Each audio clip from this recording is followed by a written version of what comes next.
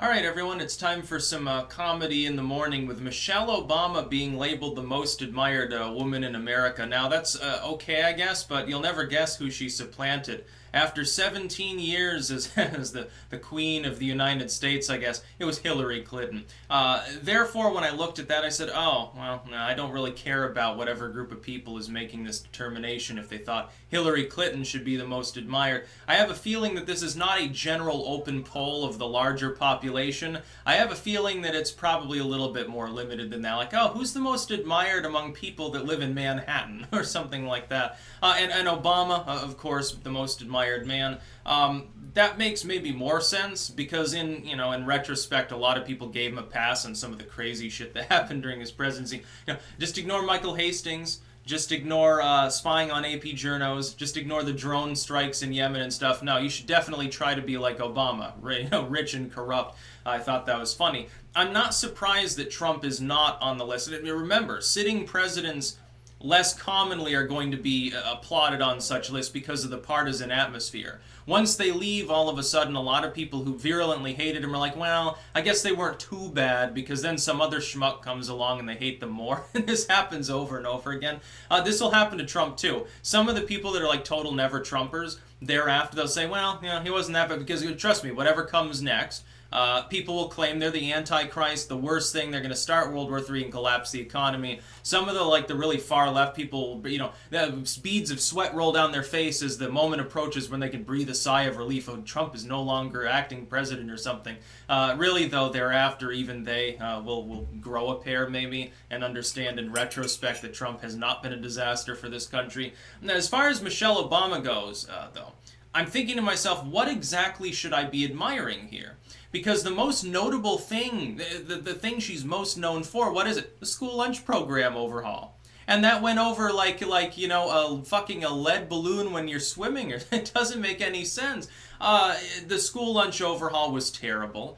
Most schools struggled to actually implement the guidelines that were made without basically feeding people inedible slop. And that was the whole problem. Again, this was the problem with the Obamas. Here's the big problem. For some reason, and it's not because they were born into extravagant wealth or something. Obama was not. He was raised in basically an African village for a fucking while when he was a kid. He was raised partially in Indonesia, and then sort of in the lower middle class in Hawaii when he was born, and then when they came back here, him and his mother.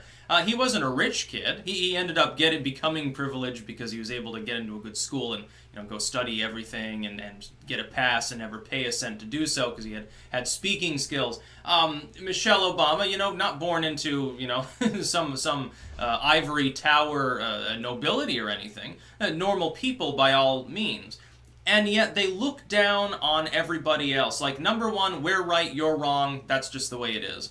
Number two, no negotiation, which became a real problem because Boehner was basically the same. So stymied government for an entire fucking term. And then number three, implementing things like this without understanding the wider scope of the impact of that program. The school lunch program primarily failed. Not because on paper it wasn't an okay idea. Oh, we want lower salt, healthier lunches. We want kids to, have healthier alternatives, not just junk food. That's all great. The problem is you have some low-income school that can't implement those guidelines without saying, oh, what are we going to do? We're just going to use iceberg lettuce as filler in everything. Hey, it's a vegetable. It doesn't have any, calories or minerals or anything, but it's a vegetable. It fulfills the guidelines. Here, eat up, kids. And oh, shit, there's no fresh lettuce? Well, just use the stuff that's several weeks old. Put some mayonnaise on it. That's a vegetable, isn't it? Basically, that was the mentality of half the schools in the country.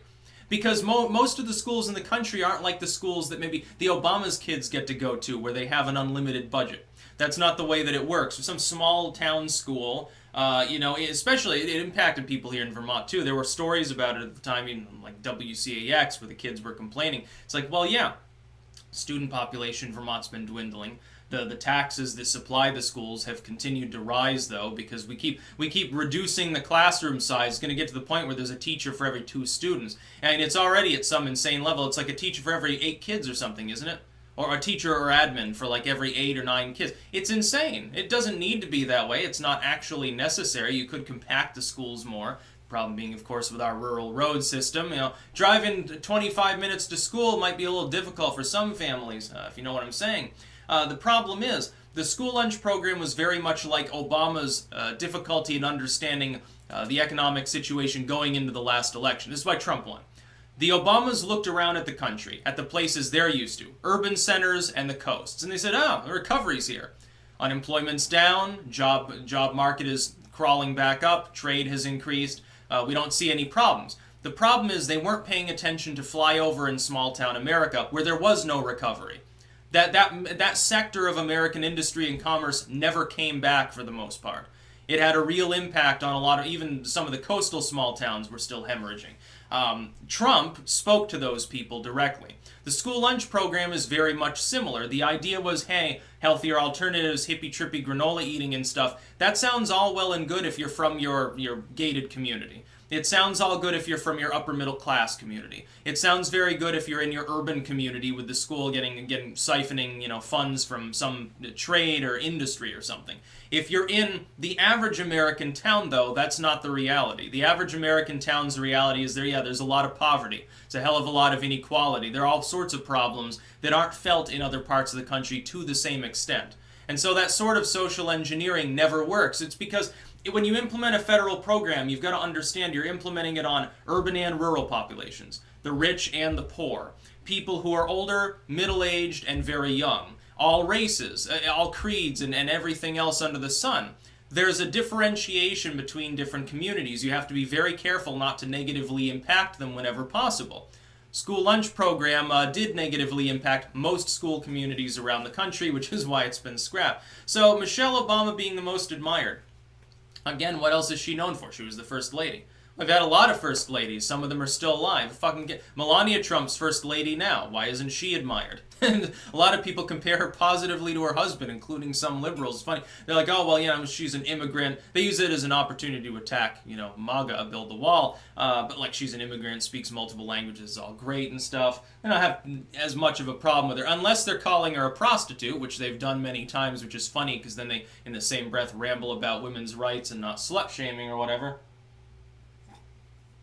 Oh my God, people have seen the First Lady's ass and titties. Yeah, which is exactly why Trump married her, I think. That's about all. Peace out.